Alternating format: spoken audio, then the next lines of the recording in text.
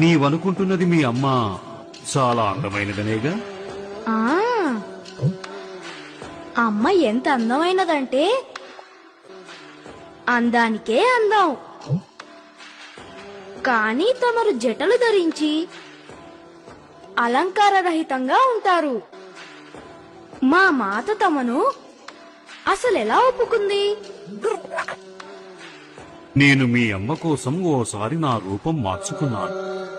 జటాధరా శివ జటాధరా హర హర భోలే నమః శివాయ. తమరు మళ్ళీ తమ జటాధారి రూపంలోకే మారిపోండి.